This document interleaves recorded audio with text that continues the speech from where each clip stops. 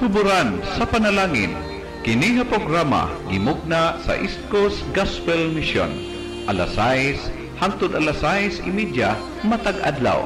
Aron ikaw matabangan nga maangkon ang tinuod nga kalipay, katagbawan ug kasiguruhan sa kinabuhi ug nga kahatagan sa kasulbaran ang naghingapin nga mga kabalaka, problema, mga pangutana nga sa dugay ng panahon nakahasol pag-ayo kanimo.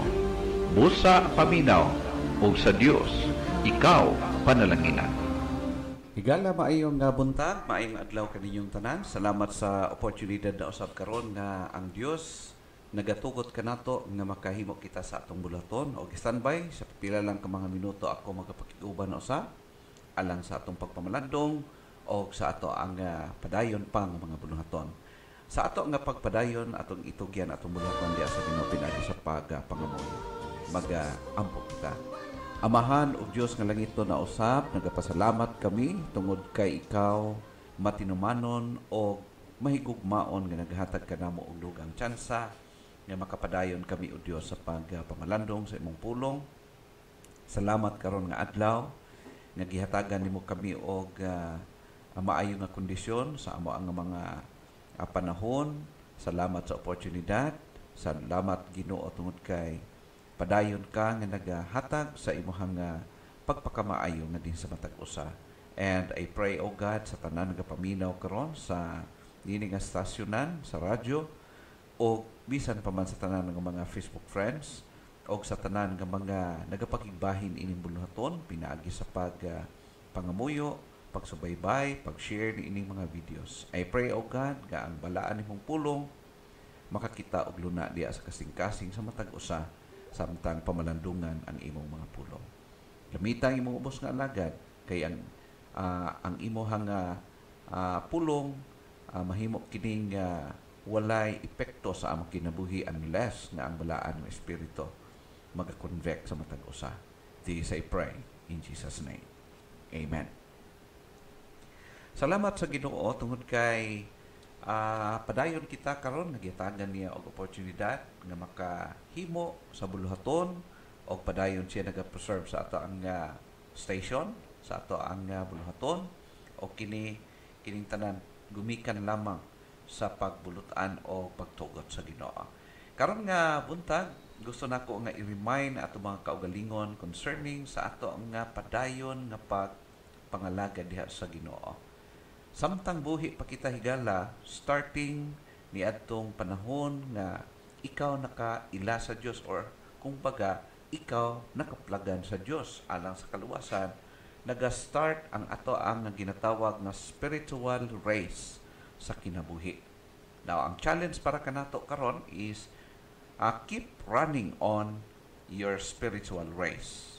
Hinumdum mo nato higala nga ni adtong adlaw nga nahimo kang anak sa Ginoo, na nakakonect ka diha sa Ginoo, nahimo kang servant of God, nagsugod ka sa pagdagan, nagsugod ka sa imong pagpangalagad og hangtod karon og hangtod nga mahuman ang tahas nga gihatag sa Ginoo kanato or kaya matapos ang atong turno sa pagpangalagad.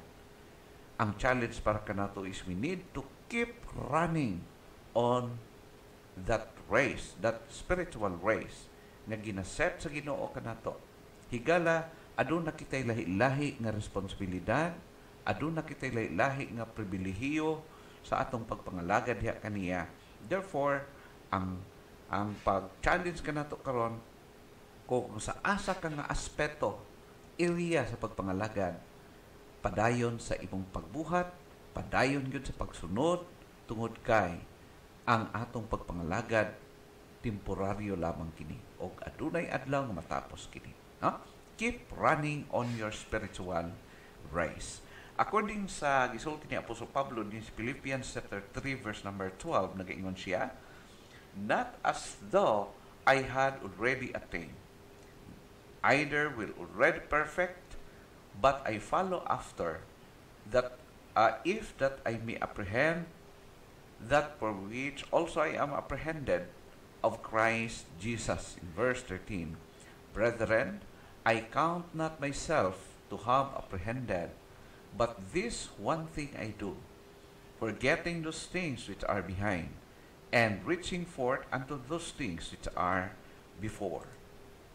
I press toward the mark for the prize of the high calling of God in Christ Jesus.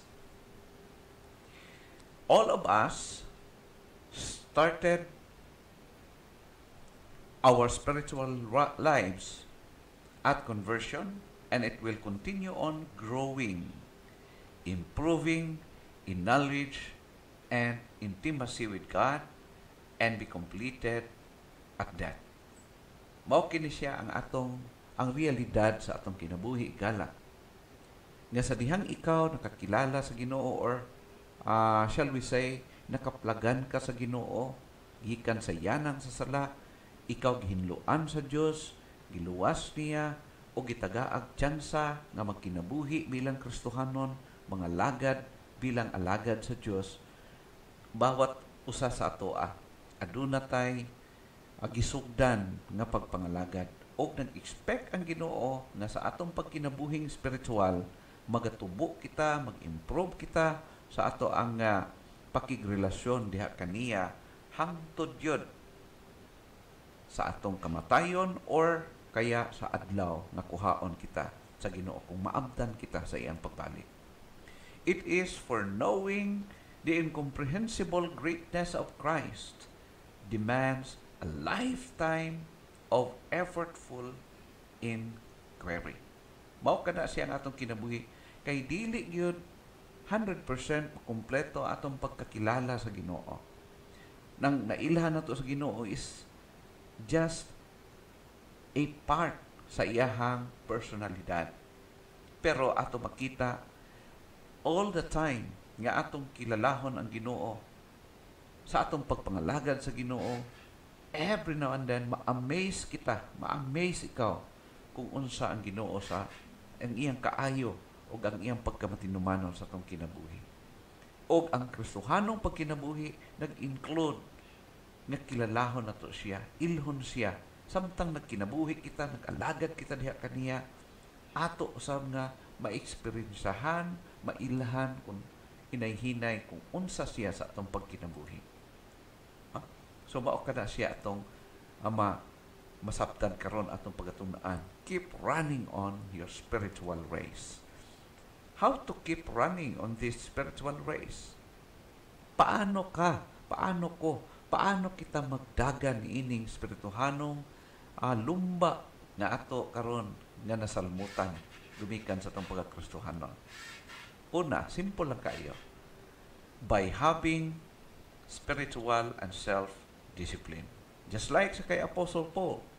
Kung imong tan-awon higala si Apostle Pablo, anaan na siya taas-taas og daghan ng mga achievements sa iyang pagpangalagad sa Ginoo. Yet, atong makita sa iyang attitude, sa iyang kinaiyahan, nga ang iyang pagpangalagad, gisalmutan niya, giapilan niya og spirituhanon o personal nga pagdisiplina sa iyang kaugalingon.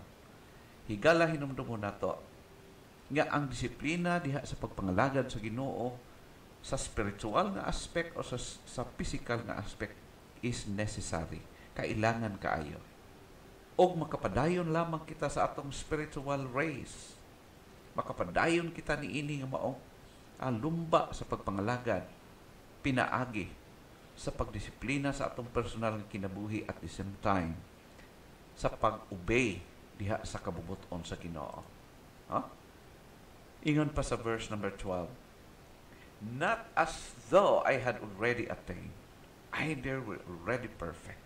So kung imong tan-awon higala si Apostle Pablo, though nga daghan na kay siyang mga attainment sa pagpangalagad sa Ginoo, layo na siya og dagan, pero wala niya giisip nga iyang kaugalingon, kompleto na siya, enough na, wala siya natagbaw sa iyang nga nabuhat para sa Ginoo, o kumbaga wala siya ingon nga tama na ni, okay na ni. No, padayon siya nag-aspire, padayon siya nag-strive sa pagpangalagad diha sa Ginoo. Always have a room for improvement in life. Just like sa kay Apostle Pablo, nga iyang gilanlantaw ang iyang kaugalingon, nga always na ay room for improvement diya siyang kinabuhi. Higala, gina-challenge kita sa pulong sa Ginoo nga maging kontento sa mga butang nga gi-allow sa Dios nga ania ka nato or maangko nato nining kalibutan na. Pero nagdasig siya nga unta kita dili maging kontento sa atong pagpangalagad sa iya. Magkaroon kita ni pagbati nga ginatawag nga spiritual discontentment, no? Nga mag-aspire kita much more sa mga butang nga makalipay diha sa Ginoo. Paul had said that he had not already grasped the intimate knowledge of his Savior that he sought to obtain. Mao ka na ang kinaiyan ni Apostol Pablo. Ingon siya nga wala pa ko naabot, no? Murag giisip niya ang kaugalingon nga kulang pag yun sa spiritual ka aspect. Kulang pag yun. I need to grow. I need to improve. Huh? We need to pursue greater personal experiential knowledge of Christ. Intimacy with Christ. Matag adlaw, ma-experience nato o magkinabuhi with God. Kung unsa siya ka powerful, kung unsa siya ka loving, kung unsa siya ka faithful sa atong kinabuhi gala. Sometimes usahay kalos ang atong kasing-kasing atong kinabuhi nga di na nato ma-appreciate unsa ang kaayo sa Ginoo sa atong kinabuhi. Ang ato mga daily experience with God usahay di na nato ma-treasure sa atong kasing-kasing. But in reality, every now and then ang Ginoo nagpabati siya sa iyang pagpakiuban kanato. Huh? We need to our conformity to Christ and holiness. Nga sa matag adlaw nga magadagan, mag-aabot sa atong kinabuhi, nagaka-conform kita, naging naliwat kita diya sa Ginoo, napariho kita sa Ginoo, nag-improve kita sa pagiging liwat ni Kristo or pariho sa iya o panagway. No? Christ likeness or diha sa pagkabalaan, sa pagkinabuhing, maampingon para sa kamayaan sa Ginoo.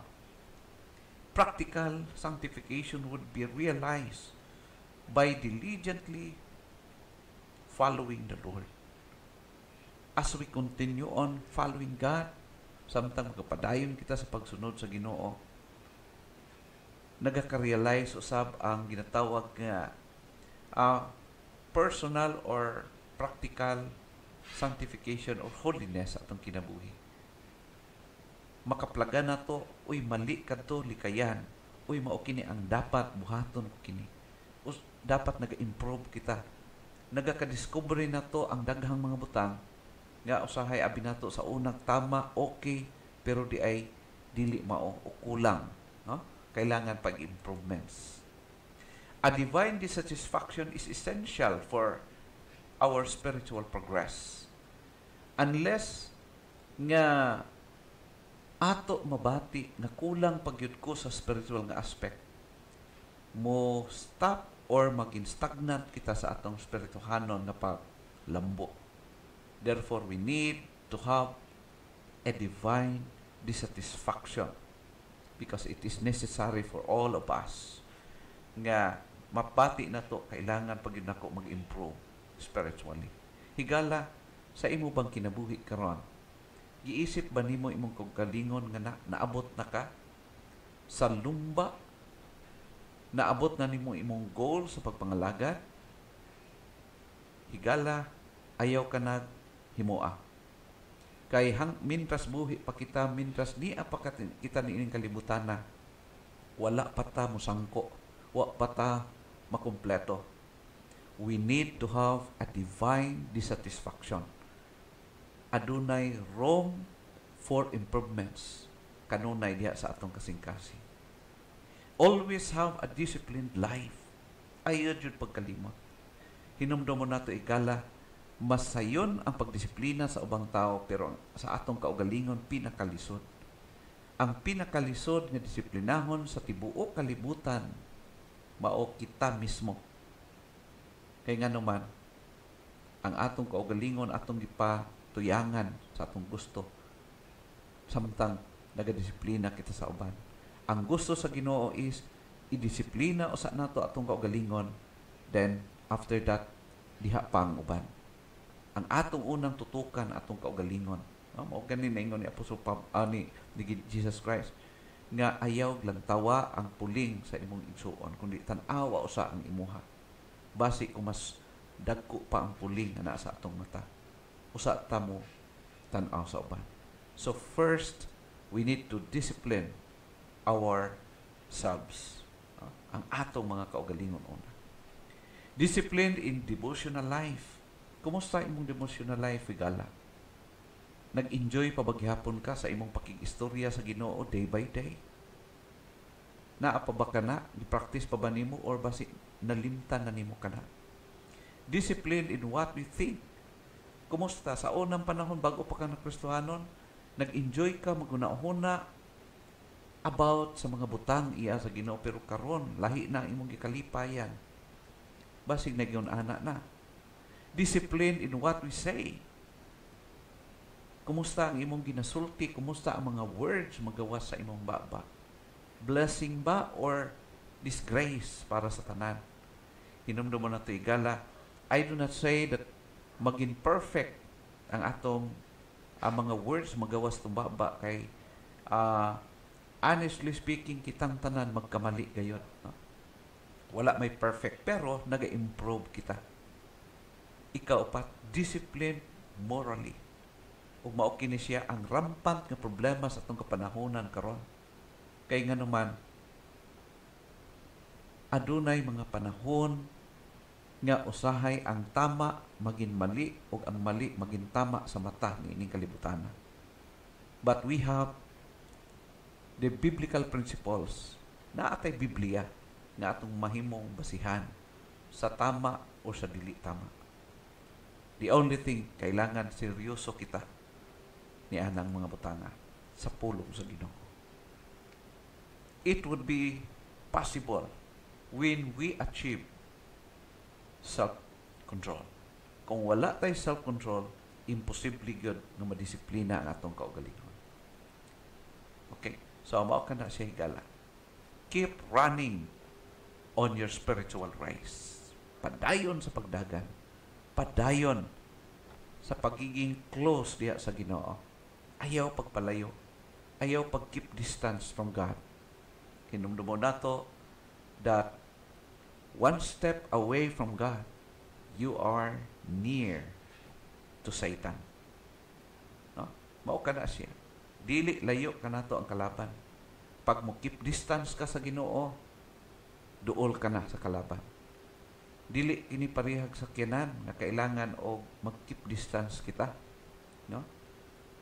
Kay prone sa disgrasya. Pero diha sa Ginoo, ayaw buhata.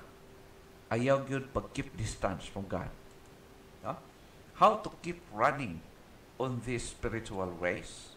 Adun na lamang kita'y duha na timan-an karon. Number 2. Ang una, by having spiritual and self-discipline. And number 2, by focusing on right direction. Focus on your right direction. Hinumdum mo na ito higala nga ang matag usa ka nato aduna tay lahi nga disenyo nga gihatag sa Ginoo, in which nga kana nga road sa pagpangalagad gisubay kana nimo, ug nag-expect ang Ginoo nga ang atong focus padayon sa atong panaw, no? Sa ato ang pagpangalagad sa Ginoo. Dili kita pariho og trabaho, dili kita pariho og responsibilidad, dili kita pariho og sitwasyon sa pagtrabaho o even sa paghimo ni inidili kita pareho. Pero we have the same God nga kaya niya i-enable kita bisang asa nga road sa pagpangalagad anaa kita. No? The only thing we need to focus on that godly and right direction. Nga ang imong handom, ang imong nga tuyo, focus sa pagbuhat sa buluhaton, sa gagmay ug dagkong mga butang sa pagpangalagad sa Ginoo. Always naka-focus para sa Ginoo. No? by focusing on right direction.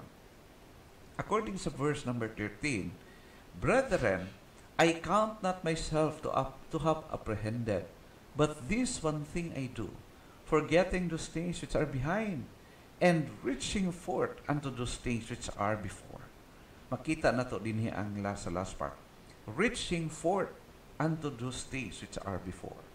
Makita na to ang focus, ang attention ni Apostle Pablo is always na sa unahan. Padayon sa paglihok, padayon sa pagdagan, padayon sa pagbuhat. In verse 14, I press toward the mark for the prize of the high calling of God in Christ Jesus. Sa atong pag-alagad sa Ginoo, just focus on your race. No? Dili bot pasabot nga kung ang uban nagakatumba na, ikaw maundang po sa pagpangalagad. Just continue on. Padayon. Mailhan ni mo higala. Mailhan ni mo kung nakafocus ka diya sa Ginoo. Kaya man dili ka maging affected. Makapadayon ka sa pagpangalagad sa Ginoo. Despite of unsa man ang nagakahitabo sa atong palibot. Just continue on. Just like sige Apostle Paul, I press toward the mark for the prize. Press on. Concentrate your attention or energy for the things of God. Focus. Concentrate. Ihatag diha sa Ginoo ang imong kusog. Huh? So, ang tanan nga imong gihimo para sa kahimayaan sa Ginoo. Para sa kalipay o kahimayaan sa atong buhi nga Ginoo. Excuse. Ingon siya sa verse 13, forgetting those things which are behind. Usahay ang makapaslow down kanato igala sa pagpangalagad is that kana bitaw naguna-una ta nga daghan naman kung nahimo. Tama na ni oy. Relax ta. No? Ingon si Apostol Pablo, forgetting those things which are behind. Ayaw si huna-huna sa imong nahimo na. Just continue on doing sa mga butang nga wa pa nimo nahimo. Never look back. Huh? The apostle did not mean that he refused to remember things that had happened to him in the past. But he never allowed his past to influence his present life. That's what Apostle Paul means. Wala nagpasabot na nakalimot na siya no? In fact, there are instances sa Bible nga gisgutan niya. Kapila ko nalunod, kapila ko gibunalan, no? Di ba? Pabantay ka nga mabasahan nimo kana sa daghan mga accounts Bible. Bot pasabot, wa niya nalimtan, pero ang iyang pagkinabuhi wala na apektuhan sa iyang past. No? Naiusahay manggod ang past nato na siya mga bad effect kung atong kinabuhi. Halimbawa, nag-visitation ka, nag-share ka, gi-reject ka, wa ka paminawa, maingon na ka, di na ko usab oy, mura man gihapon, di naman ko paminawon sa mga tao, di man sila gusto, no? So nagkinabuhi ka sa imong past. Og bad ang effect. Dapat padayon ka. Dapat maguna-huna ka. Siguro kung naay mga tao nag-reject sa imong pero who knows nga naay mga tao nga nag-welcome sa pulong sa Ginoo. Padayon, buhata ang dapat mong buhaton. No? Mao na ang kinaiya ni Apostle Pablo. He never allowed his past to influence his present life. Ayaw maging affected ka sa imong past, kundi padayon sa unahan. To his past persecutions, nakabalo, makahinumdum si Apostle Pablo, grabe ang persecution na nagian. Pero, wala siya muundang tungod ni atong persecutions. To his failures, kay bisan si Apostle Pablo, daghan mga achievements sa iyang pagpangalagad, pero wa nagpasabot na perfect siya. Napod siya mga failures. To his attainments, sa iyang mga na-achieve sa iyang pagpangalagad, ang iyang, kung sa kuampa, kalibutanon nga term, ang iyang rank sa mga mata sa tao, taas na yun. Di na siya ordinary. Pero ato makita na si Apostol Pablo, wala siya ng kinabuhi ni Ana. No? So, kung naay mga failures, dawaton ang kapildihan, kamalian. Learn to accept sa mga kapalpakan o ready to ask forgiveness ngadto sa Ginoo or to somebody na kailangan pangayo ag sorry. No? Dili kapildihan ang pagpangayog sorry. Hinuon makatabang sa ato ang kinabuhi. Mag-remind ka nato that we are not perfect and we need the grace of God na makaparog kita padayon sa pagpangalagad. Ha? Ingon siya sa verse number 8, Philippians 3, ingon siya, yeah, doubtless, and I count all things but loss for the excellency of the knowledge of Christ Jesus my Lord, for whom I have suffered the loss for all things, and do count them but dung, that I may win Christ. So ato makita ang kinaiyan ni Apostol Pablo the way nag-serve siya sa Ginoo. Ang tanan nako nga mga achievements, tanan kung kinsa ko before, awa na nako to gi-count, kalampusan, wala na ko to gi-count para kay Kristo. Kay nga naman ang kinabuhi ni Apostol Pablo, whatever na iyang buhaton, para sa Ginoo.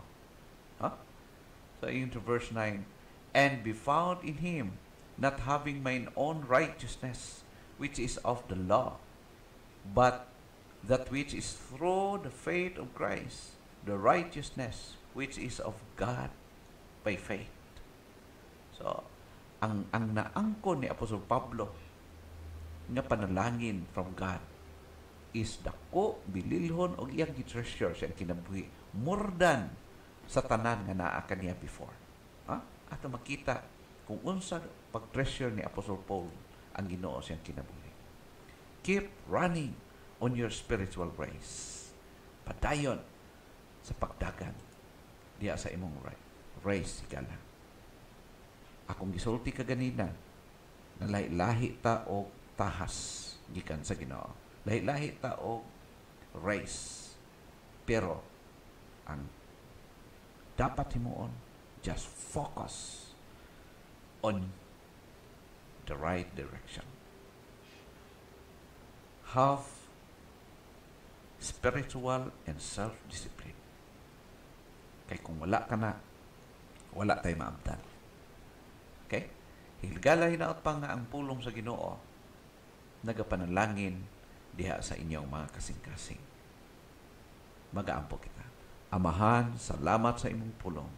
Salamat sa pag-remind, salamat sa pag-review, salamat sa pagbadlong, o salamat sa pagdasig kanamo through your words. Thank you for the life of Apostle Paul.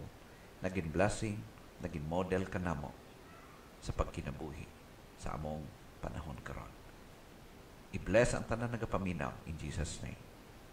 Amen.